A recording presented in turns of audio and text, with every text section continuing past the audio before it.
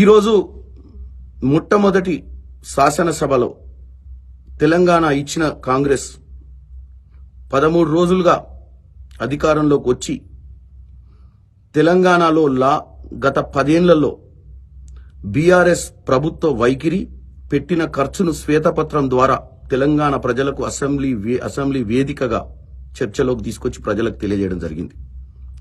1956 నుంచి 2014 వరకు తెలంగాణ మీద ఖర్చు జరిగింది 4,98,000 కోట్లు మాత్రమే. దాంట్లోనే మనం ఈరోజు చూస్తున్నాం. హైటెక్ సిటీ గాని, రాజీవ్ గాంధీ అంతర్జాతీయ ఎయిర్పోర్ట్ గాని, రింగ్ రోడ్ గాని, శ్రీశైలం గాని, నాగార్జున గాని, ఇంకెన్నో ప్రాజెక్టులు సస్యశ్యామలంగా ఉన్నటువంటి పరిస్థితి, కొన్ని ఇబ్బందులు ఉన్న పరిస్థితి వాస్తవం. నీళ్లు నిధులు నియామకాల మీద తెచ్చుకున్న తెలంగాణ ఇది. తెలంగాణ వచ్చిన తర్వాత 2014 నుంచి 2023 మనం ఇప్పుడున్నాం. 6,70,000 కోట్ల అప్పు ఈ రోజు ఉంది. 72,000 కోట్ల అప్పుతో వచ్చిన తెలంగాణ ఆ రోజు మనకు అన్ని పంచినప్పుడు, తెలంగాణ ప్రత్యేక తెలంగాణ వచ్చినప్పుడు మనకు పంచిన అప్పు 72,000 కోట్లు. ఈ రోజు 6,70,000 కోట్లు. 6 లక్షల కోట్ల అప్పు. ఆర్టీఐలు పనిచేయకుండా, తెలంగాణ ప్రజలకు వాస్తవాలు తెలియకుండా, జీవోలు వస్తే కూడా అవి వెబ్సైట్లో పెట్టకుండా ఏం జీవో రిలీజ్ చేసిరో కూడా తెలియకుండా పరిపాలన అందించినటువంటి ఈ బీఆర్ఎస్ ప్రభుత్వాన్ని ఈ రోజు మేము అసెంబ్లీలో ఒక శ్వేతపత్రం ద్వారా నిలదీయడానికి కారణము, మేము ఇచ్చినటువంటి గ్యారంటీలను చెయ్యమని కాదు, ఈ అప్పులున్నాయని. మేమిచ్చినటువంటి ఈ శ్వేతపత్రం కేవలం తెలంగాణ ప్రజలకు నీళ్లు నిధులు నియామకాల మీద తెచ్చుకొని బంగారు తెలంగాణ చేసుకుందాం అనుకున్న తెలంగాణ ప్రజలకు వాస్తవాలు తెలియజేయడానికి ఈరోజు ఈ శ్వేతపత్రం రిలీజ్ చేసినాం.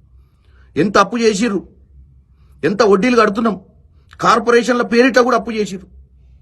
కాబట్టి మేము ఈ శ్వేతపత్రం రిలీజ్ చేసింది విమర్శలు వచ్చే విధంగా మేము ఇచ్చిన గ్యారంటీలను తెలంగాణ ప్రజలకు 6 గ్యారంటీలను మేము చేస్తాం. ఆల్రెడీ 2 ఇనిషియేట్ చేసినాం, మిగతాయి కూడా చేస్తాం.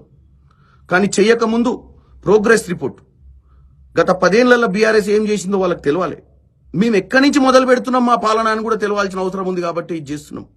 కాబట్టి దయచేసి తెలంగాణ ప్రజలు మళ్ళీ ప్రతిపక్షాలు చెప్పేటువంటి మాటలు నమ్మకండి. మేము ప్రతిపక్షాల 39 మంది ఎమ్మెల్యేలు, 8 మంది బీజేపీ, 7 మంది ఎంఐఎం ఎమ్మెల్యేల ముందు ఒక స్ట్రాంగ్ అపోజిషన్ ముందు ఈరోజు శ్వేతపత్రం రిలీజ్ చేసి డిబేట్ పెట్టగలిగినాం. 9.5 ఏళ్లలో ఏ రోజు డిబేట్లు జరగలే. ఆ రోజే గనుక ఒక ప్రజాస్వామ్యం మాదిరిగా వీళ్ళు నడిపుంటే, ప్రతిపక్ష పార్టీలను నిర్వీర్యం చేయకపోయి ఉంటే ఈ దౌర్భాగ్య పరిస్థితి వచ్చేది కాదు. ఈరోజు సెక్రటేరియట్లో పాలన లేకుండే. వచ్చిన 13 రోజులలో మా ముఖ్యమంత్రి రేవంత్ రెడ్డి గారు మంత్రులు 18 గంటలు పనిచేస్తారు. ప్రజలు సెక్రటేరియట్ పోతురు. ప్రజావాణి అనే కార్యక్రమానికి ప్రగతి భవన్ కంచెలు దెంపితే ప్రజా దర్బార్లోకి వెళ్లి వాళ్ళ సమస్యలు చెప్పుకుంటారు. మేము తెలంగాణలో స్వేచ్ఛ, తెలంగాణలో జరిగిన వాస్తవాలు గత 10 ఏళ్లలో ప్రజల మధ్యన తీసుకురావడానికి ప్రయత్నం చేసినాం. దీన్ని తప్పుదోవ పట్టించే ప్రయత్నం చేయొద్దని, తెలంగాణ ప్రజలు నమ్మొద్దని, మేము రానున్న రోజుల్లో మంచి పరిపాలన అందియనికనే ఈరోజు వాళ్ళు చేసిన తప్పిదాలను మేము ముందుకు తీసుకొచ్చినాం. మేము డెఫినెట్ గా ఇదే అపోజిషన్ ఎప్పటికీ హెల్తీగా ఉండాలి. ఇదే అపోజిషన్ ఎప్పుడు మమ్మల్ని నిలదీయాలి మా తప్పులను. తెలంగాణ ప్రజలకు పారదర్శకంగా మేము పరిపాలన అందియాలని అనుకుంటున్నాం. ఈ విషయాన్ని తెలియడానికి ఈరోజు అసెంబ్లీ వేదికగా మీ అందరికీ వాస్తవాలు తెలియజేస్తాం.